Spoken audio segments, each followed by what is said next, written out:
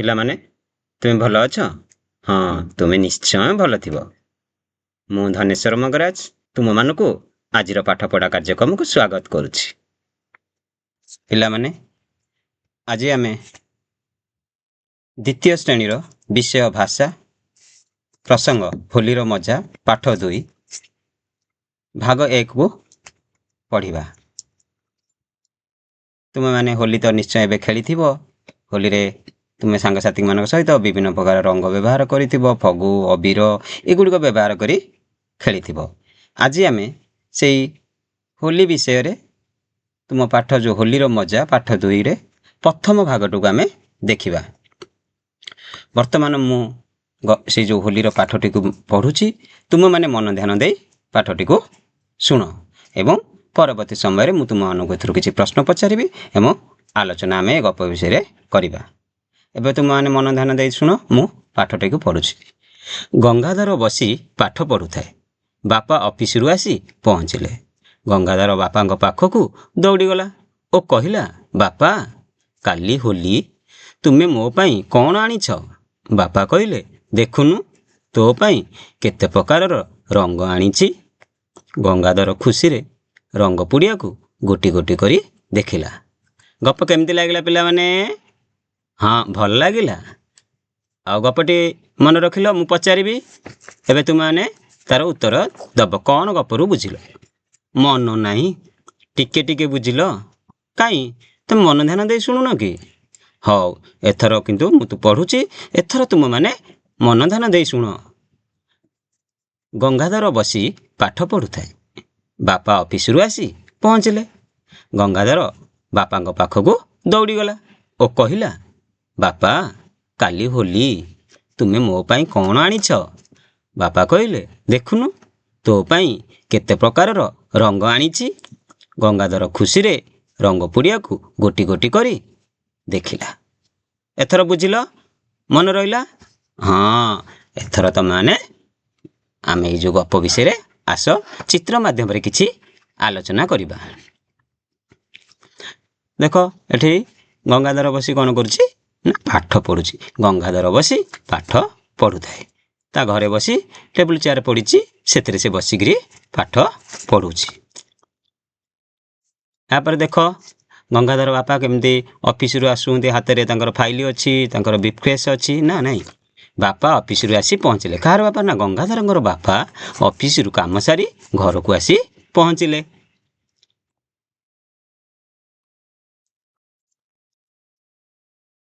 ଗଙ୍ଗାଧର ବାପାଙ୍କ ପାଖକୁ ଦୌଡ଼ିଗଲା ଓ କହିଲା, ବାପା, କାଲି ହୋଲି, ତୁମେ ମୋ ପାଇଁ କ'ଣ ଆଣିଛ? ଗଙ୍ଗାଧର ଯେଉଁ ତାର ବାପା ଅଫିସରୁ ଫେରିଲା ସମୟରେ, ଦାଣ୍ଡ ଦୁଆରେ ଥିଲା ସମୟରେ ଦୌଡ଼ି ଗଲା, କହିଲା ଯେ, ବାପା, କାଲି ତ ହୋଲି, ତେଣୁ ତୁମେ ମୋ ପାଇଁ ବଜାରରୁ କ'ଣ ଆଣିଛ ବୋଲି ପଚାରୁଛି। କାହିଁକିନା ଯେତେବେଳେ ବାପା ବାହାରକୁ ଯାଇଛନ୍ତି, ଆଇଲା ବେଳେ ନିଶ୍ଚୟ ଆସନ୍ତାକାଲି ତ ହୋଲି, ତେଣୁ ଗଙ୍ଗାଧର ପାଇଁ କିଛି ନା କିଛି ଜିନିଷ ଆଣିଥିବେ। ସେହି ଆଶାରେ ଅତି ଖୁସି ହୋଇ ଗଙ୍ଗାଧର କ'ଣ କରିଛି ନା ଧାଇଁ ଧାଇଁ କୁଆଡ଼େ ଯାଇଛି? ନା ବାପାଙ୍କ ପାଖକୁ ଯାଇଛି ଏବଂ ବାପାଙ୍କୁ ପଚାରୁଛି, ବାପା, କାଲି ତ ହୋଲି, ତୁମେ ମୋ ପାଇଁ କ'ଣ ଆଣିଛ? ଦେଖିବା ଆଗରେ କ'ଣ ହେଉଛି ନା ବାପା କହିଲେ, ଦେଖୁନୁ, ତୋ ପାଇଁ କେତେ ପ୍ରକାରର ରଙ୍ଗ ଆଣିଛି। ଯେତେବେଳେ ପୁଅ ଖୁସିରେ ବାପାଙ୍କ ପାଖକୁ ଦୌଡ଼ି ଯାଇଛନ୍ତି, ବାପା ସେଇଠୁ କହୁଛନ୍ତି, ଦେଖୁନୁ, ତୋ ପାଇଁ ଏଇ ଯେଉଁ ହୋଲିରେ ରଙ୍ଗ ଖେଳିବା ପାଇଁ ମୁଁ ବିଭିନ୍ନ ପ୍ରକାରର ରଙ୍ଗ ତୋ ପାଇଁ କେତେ ରଙ୍ଗ ଆଣିଛି, ଦେଖ। ଗଙ୍ଗାଧର ଖୁସିରେ ରଙ୍ଗ ପୁଡ଼ିଆକୁ ଗୋଟି ଗୋଟି କରି ଦେଖିଲା। ତେଣୁ ବାପା ଯେଉଁ ଦେଇଥିବା ବ୍ୟାଗ ଯେଉଁ ପୁଡ଼ିଆରେ ଅନେକ ଗୁଡ଼ିଏ ରଙ୍ଗ ଥିଲା, ସେଗୁଡ଼ିକୁ ଗୋଟି ଗୋଟି କରି କିଏ ଦେଖିଲା? ନା ଗଙ୍ଗାଧର ବସି ଖୁସିରେ ଦେଖିଲା। ଆମେ ଏଇ ଗପ ପଢ଼ିଲେ, ଆସ ଏଇ ଗପ ବିଷୟରେ କିଛି କଥା ହେବା। ମୁଁ ତୁମକୁ କିଛି ପ୍ରଶ୍ନ ପଚାରୁଛି, ତୁମମାନେ ମୋତେ ସେ ପ୍ରଶ୍ନ ଗୁଡ଼ିକର ଉତ୍ତର ଗପରେ କହିଥିବା ସମୟରେ ପଢ଼ି ମନେ ପକାଇକିରି ମୋତେ କହିବ। କିଏ ବସି ପାଠ ପଢ଼ୁଥାଏ? ଭାବ, ମୁଁ କହିଥିଲି ଯେଉଁ ଟେବୁଲ ଚେୟାର ପଡ଼ିଥିଲା, ପାଠ ପଢ଼ୁଥିଲା, ଚିତ୍ରରେ କହିଥିଲି, ଗପରେ ବି ବୁଝେଇଥିଲି, ମନେ ପକାଅ। ହଁ, ଗଙ୍ଗାଧର ବସି ପାଠ ପଢ଼ୁଥାଏ।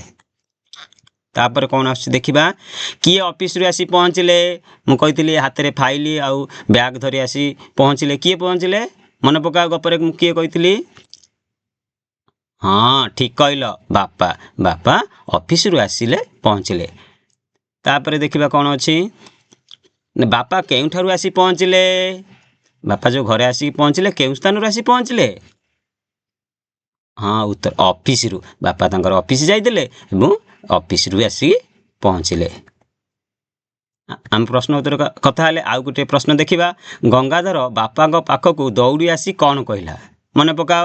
ବାପା ଯେତେବେଳେ ଅଫିସରୁ ଫେରି ଆସିଥିଲେ ଗଙ୍ଗାଧର ବାପା ପାଖକୁ ଦୌଡ଼ିକି ଯାଇ କ'ଣ କହିଲା ମନେ ପକାଅ? ହଁ, କାଲି ହୋଲି ତୁମେ ମୋ ପାଇଁ କ'ଣ ଆଣିଛ ବୋଲି ଗଙ୍ଗାଧର ଯାଇକି ବାପାକୁ ଦୌଡ଼ି ଦୌଡ଼ି ଆସି ପଚାରିଲେ। ବାପା ଗଙ୍ଗାଧର ପାଇଁ କ'ଣ ଆଣିଥିଲେ? ହଁ ଠିକ୍ କହିଲ, ବିଭିନ୍ନ ପ୍ରକାରର ରଙ୍ଗ ଆଣିଥିଲେ। ବାପା ଗଙ୍ଗାଧର ପାଇଁ ରଙ୍ଗ ଆଣିଥିଲେ। ତମେମାନେ ତ ଠିକ୍ ଠିକ୍ ଉତ୍ତର ଦେଉଛ। କିଏ ଖୁସିରେ ରଙ୍ଗ ପୁଡ଼ିଆକୁ ଗୋଟି ଗୋଟି କରି ଦେଖିଲା? ମନେ ପକାଅ। ବାପାଙ୍କ ଠାରୁ ବ୍ୟାଗ୍ ନେଇ ସେ ଯେଉଁ ରଙ୍ଗ ପୁଡ଼ିଆ ଗୁଡ଼ିକ କିଏ ଖୁସିରେ ଦେଖୁଥିଲେ? ହଁ, ଗଙ୍ଗାଧର ଦେଖୁଥିଲା। ଗଙ୍ଗାଧର ଖୁସିରେ ରଙ୍ଗ ପୁଡ଼ିଆକୁ ଗୋଟି ଗୋଟି କରି ଦେଖିଲା। ଆଉ ତମେମାନେ ତ ସମସ୍ତ ପ୍ରଶ୍ନର ଉତ୍ତର ଠିକ୍ ଠିକ୍ ଦେଉଛ। ହଁ, ମୁଁ ଗପ କହିଲା ସମୟରେ ତୁମେମାନେ ଗପକୁ ମନ ଧ୍ୟାନ ଦେଇ ପଢ଼ୁଥିଲ। ସାବାସ୍ ପିଲାମାନେ।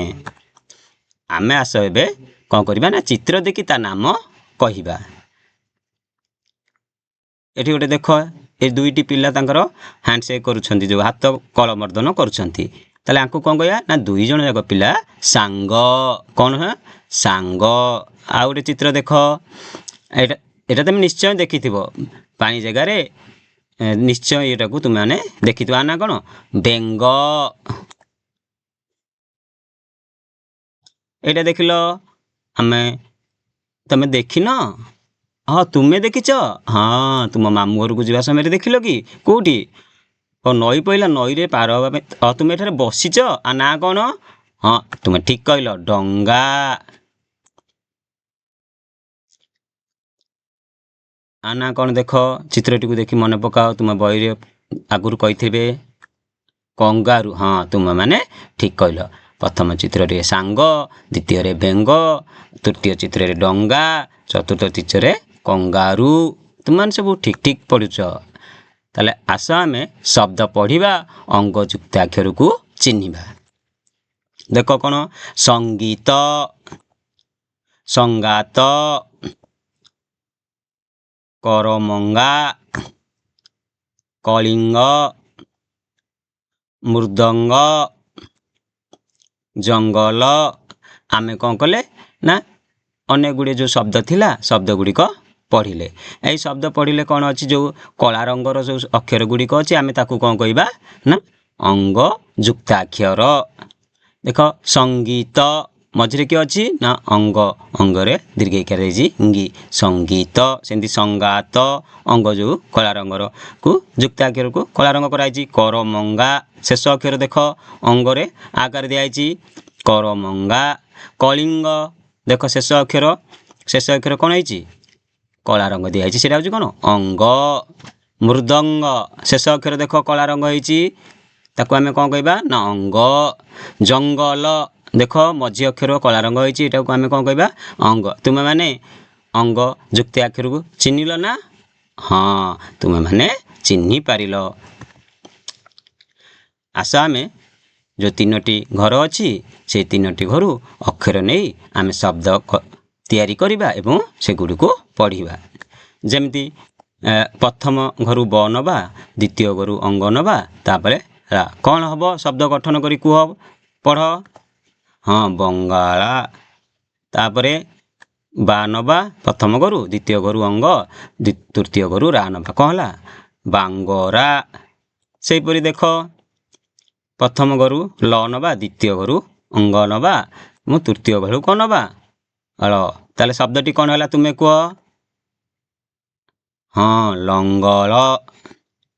ତୁମେମାନେ ଠିକ୍ କହିଛ।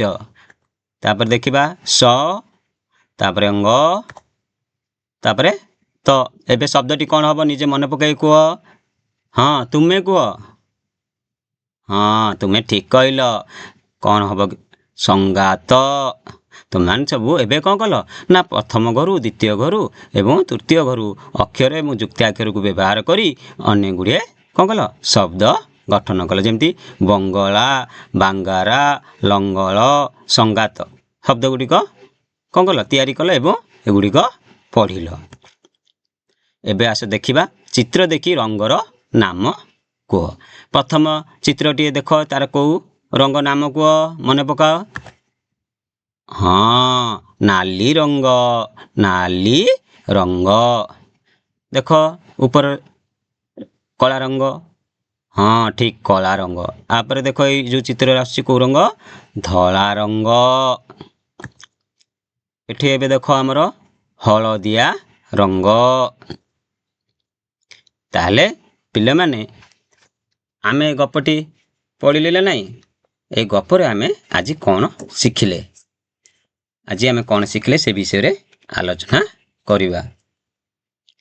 ଅଙ୍ଗ ଯୁକ୍ତାକ୍ଷରକୁ ଚିହ୍ନିଲେ, ତାପରେ ଅଙ୍ଗ ଯୁକ୍ତାକ୍ଷର ଯୁକ୍ତ ଶବ୍ଦ ଗଢ଼ିଲେ,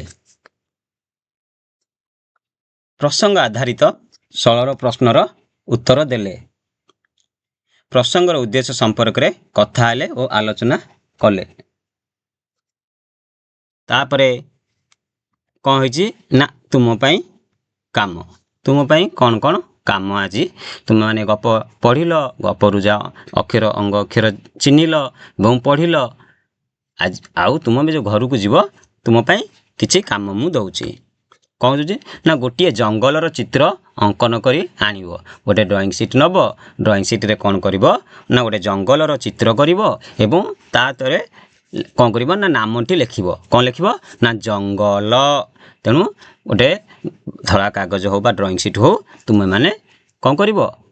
ଚିତ୍ରଟିଏ ଅଙ୍କନ କରିବ ଏବଂ ଜଙ୍ଗଲର ଯେଉଁ ରଙ୍ଗ ଆମେ ପଢ଼ିଲେ ଚାରିଟାକ ସେଇ ରଙ୍ଗକୁ ଦେଖିକି, ଆକୃତି ଦେଖିକି ତମେ ରଙ୍ଗ କରିବ ଏବଂ ରଙ୍ଗ କରିକିରି କ'ଣ କରିବ ନା ଚିତ୍ରଟିକୁ ଆଣିବ, ତଳେ ଲେବଲିଂରେ ଜଙ୍ଗଲ ବୋଲି ଲେଖିବ ଏବଂ ଆସନ୍ତା କ୍ଲାସରେ ମୋତେ କ'ଣ କରିବ? ଦେଖେଇବ।